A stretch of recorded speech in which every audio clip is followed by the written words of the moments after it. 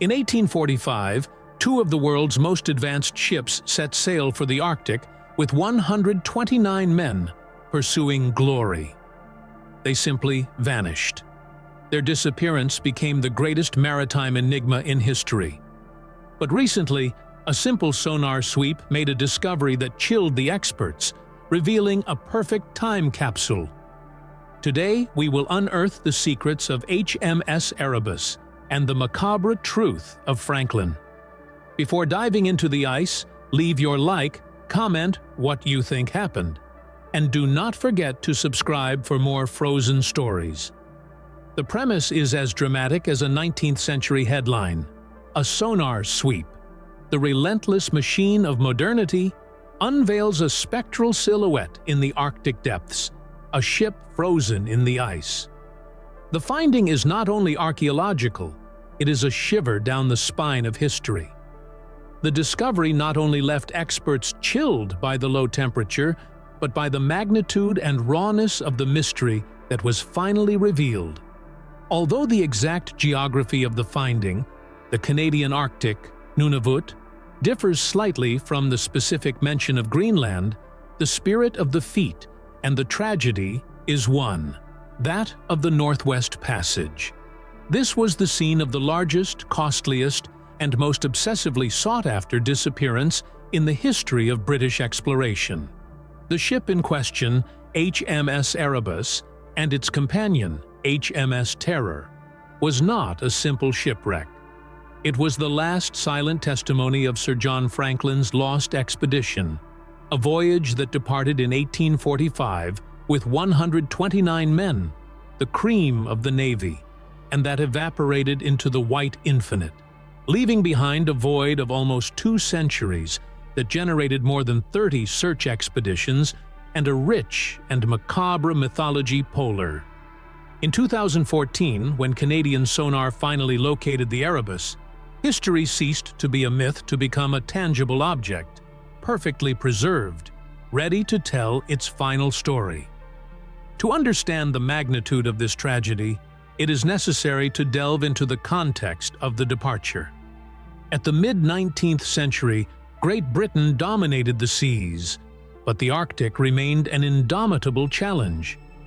The Northwest Passage, a sea route that would connect the Atlantic and the Pacific through the maze of northern Canadian islands, was the holy grail of navigation. Sir John Franklin, a seasoned explorer with experience in the Arctic and Antarctic, although already 50-ish, was the chosen to complete the last unexplored stretch.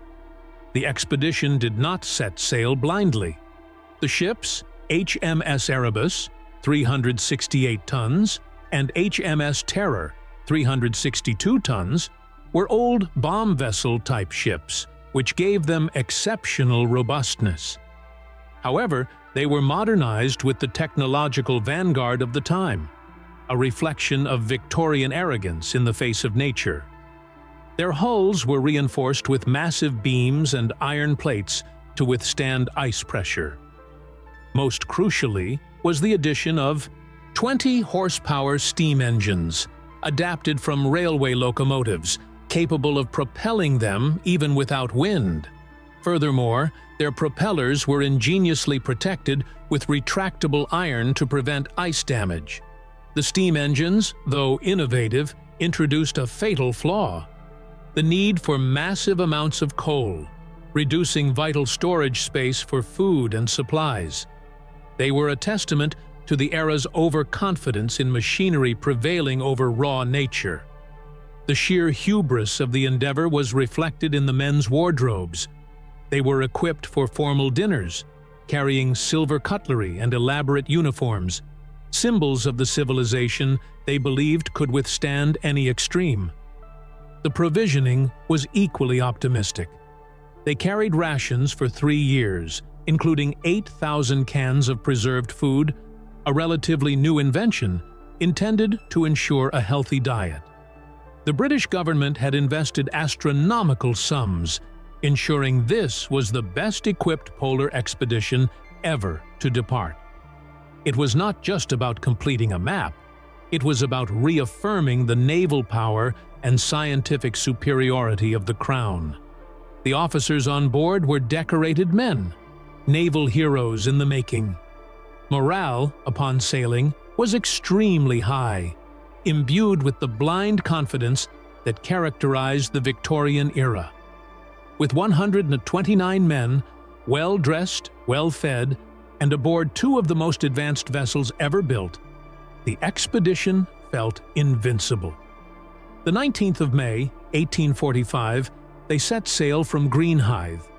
The last time Europeans saw them was in Baffin Bay, in late July, when two whaling ships reported that the expedition was awaiting favorable conditions to enter Lancaster Sound. Then, silence fell. An absolute silence that would last for 169 years. The disappearance of 129 men and two warships equipped with the most advanced technology became a national scandal. Franklin's wife, Lady Jane Franklin, dedicated her life and fortune to funding search expeditions, pressing the Admiralty not to abandon the cause. Between 1848 and 1859, more than 30 British and American ships entered the Arctic in what became known as the Franklin Search. The first clues emerged in 1850, when the graves of 3 sailors were discovered on Beechey Island. The bodies, frozen and remarkably preserved, offered the first unsettling glimpse of the expedition. Decades later, forensic analyses revealed high levels of lead in their remains, which generated the theory that poisoning from the poor soldering of the thousands of food cans had affected the crew's judgment and health, condemning them before scurvy and starvation did their work. Lead, acting as a slow poison, may have caused symptoms like delirium, weakness, and paralysis, eroding leadership and decision-making capacity just when they were most needed in the planet's most hostile environment. The most chilling finding occurred in 1859, when Francis Leopold McClintock's expedition found a key document inside a cairn, stone mound, on King William Island.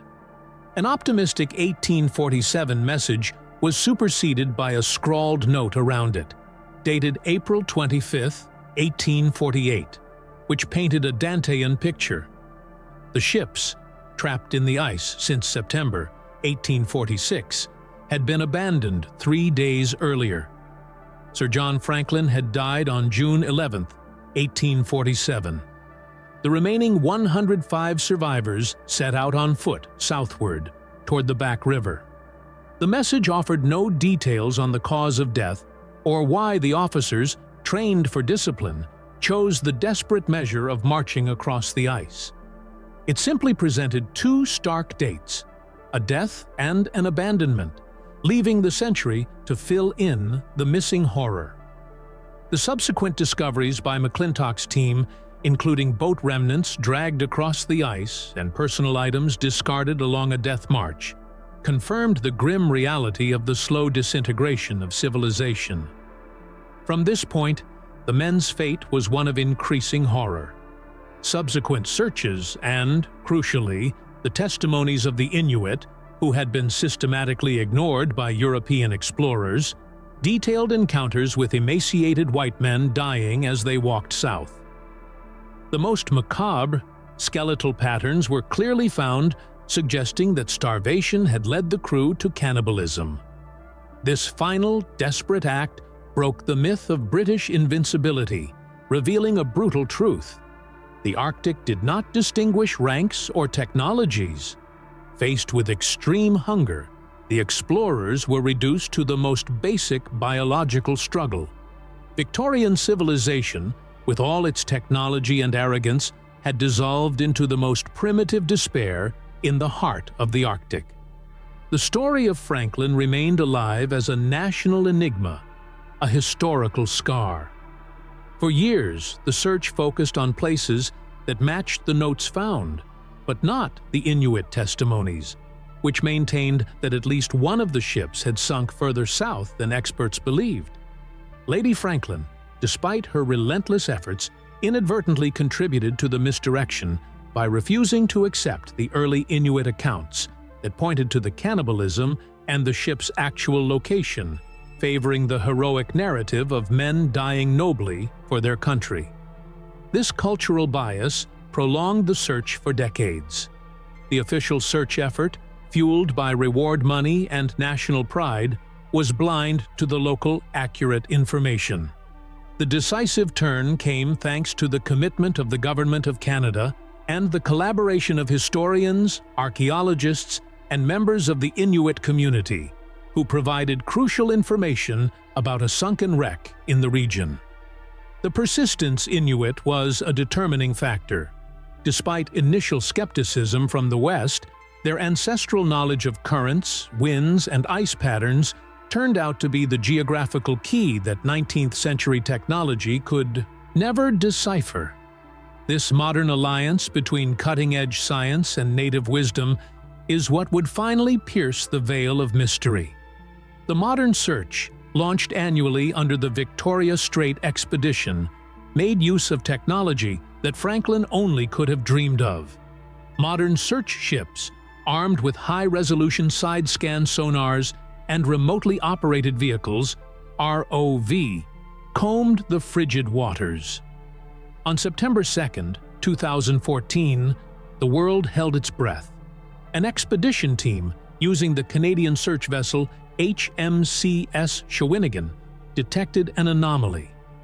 At 11 meters deep, west of King William Island, the sonar drew an unmistakable silhouette, a surprisingly intact Victorian-era ship.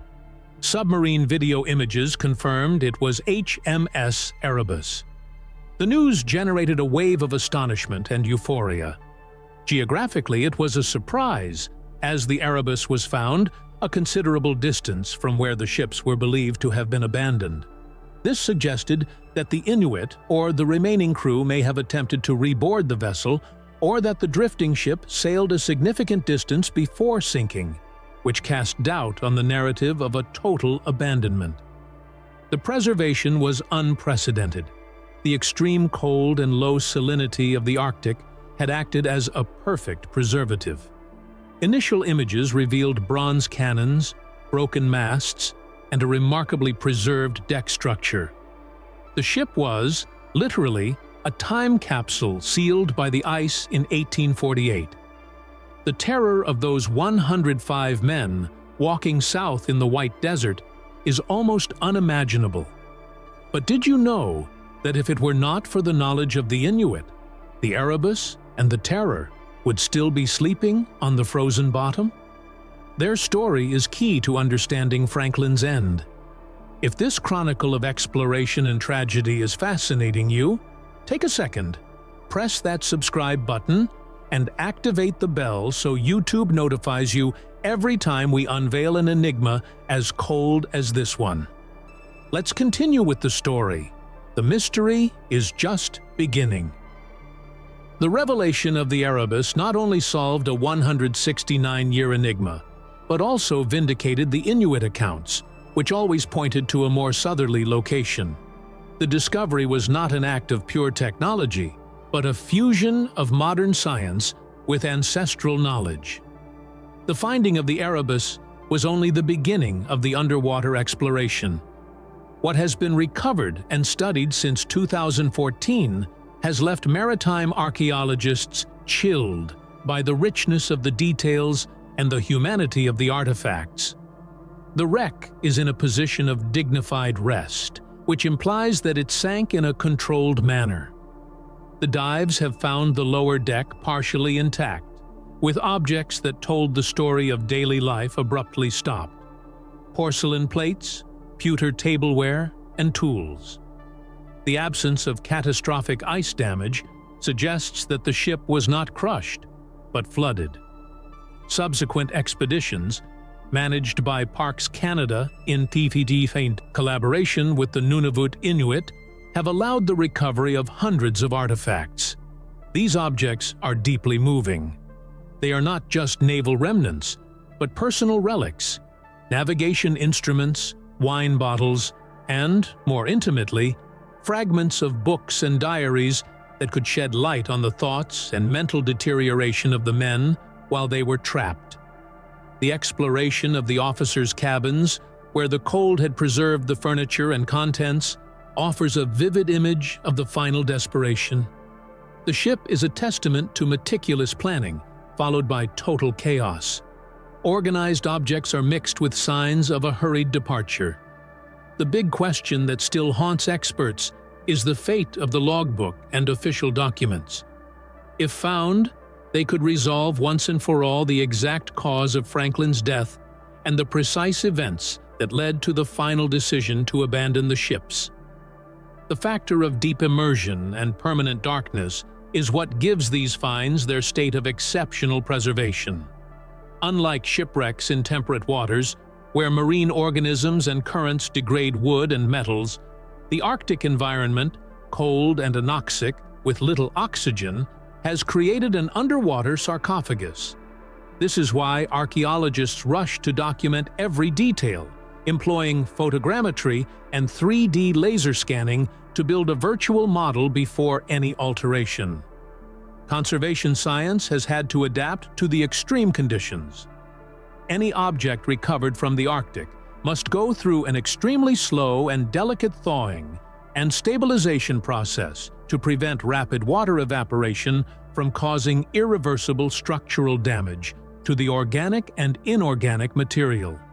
This process, more than the recovery itself, is what leaves conservators chilled, faced with the fragility of a perfectly preserved past.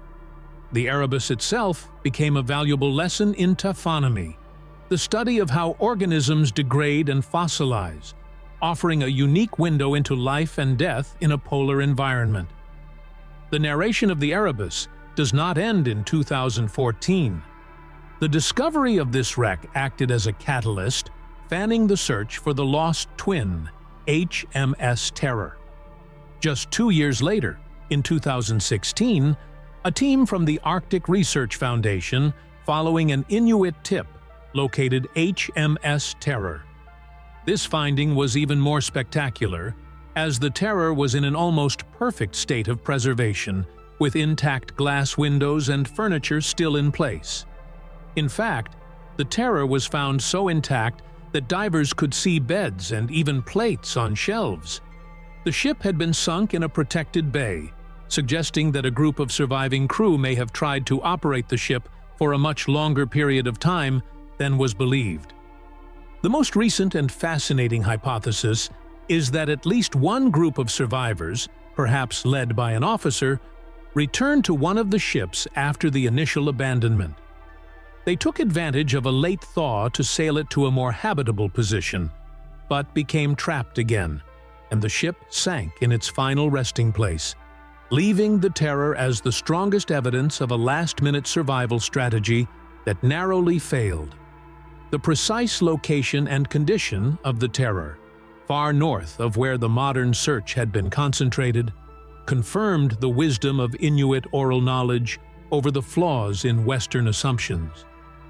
This geographical and historical error is, perhaps, the deepest cultural lesson of the Franklin expedition. The arrogance of the British explorers led them to dismiss the observations of the indigenous peoples, depriving themselves of vital information that could have solved the mystery or even rescued the men decades earlier.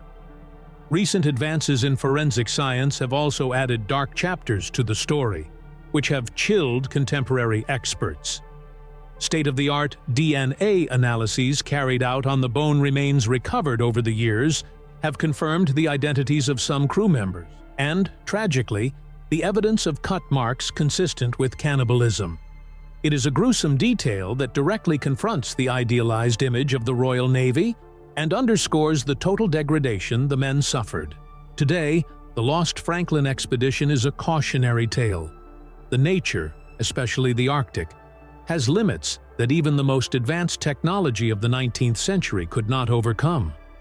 The premise of the sonar revealing a frozen ship is now a reality that has given voice to the dead. The vessels, now under the custody of Canada and the Inuit community, have become silent monuments to exploration, tragedy, and the resilience of the human spirit, even in the most desperate circumstances. History was frozen for almost 2 centuries. Share the tragedy of Franklin and subscribe so you do not miss our next historical expeditions. See you in the next video.